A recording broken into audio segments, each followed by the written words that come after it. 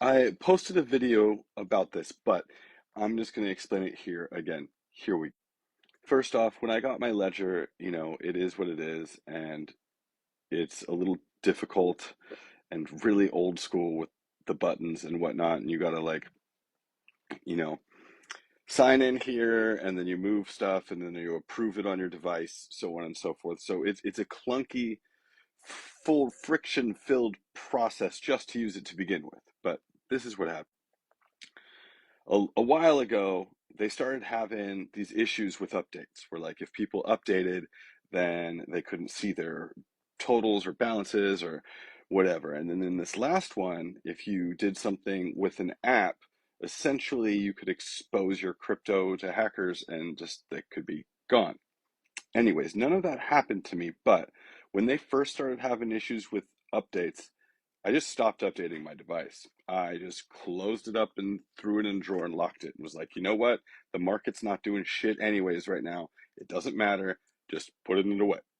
Then this whole last one comes through, and I started thinking to myself, well, I better just check to make sure this device still works, because they're having a lot of issues and that thing's just been locked in a drawer, so I'm a little concerned. I pull it out and it won't turn on, first off. So I'm like, all right, been in a drawer for a long time. Like, I'm going to plug it in, charge it. So start charging it. Then I look at it and it's giving me this error that there's something wrong with the battery. And so it's not going to hold a charge. So now I have this device with 90% of my XRP XLM holdings on. The device manufacturer and network that they built are having all sorts of issues from updates and hacks and whatnot. I mean, they're in the news more with negative stuff than anything positive for a long time now. And my device won't hold a charge.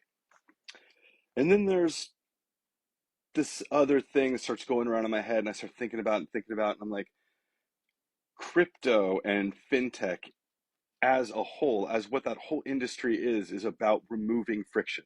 It's about making money easier to manage, to move, to use, to be able to send and store value digitally. It's the next evolution.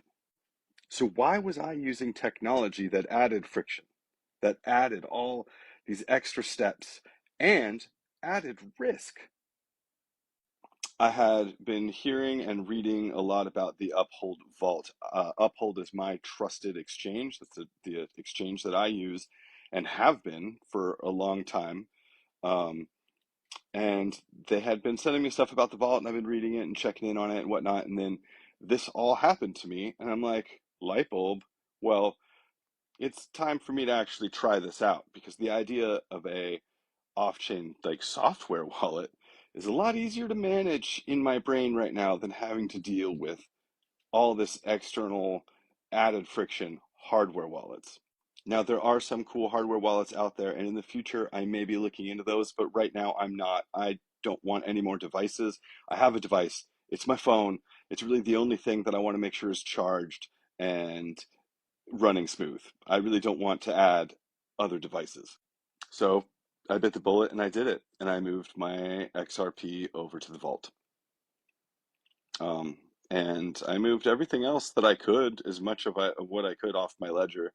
They like to hold little bits that are stuck on there. So until then, my ledger account's still active. I still have that hardware wallet. It's just going to be in my drawer, not charging. And if the market ever does anything, well, then I'll plug it in and go from there.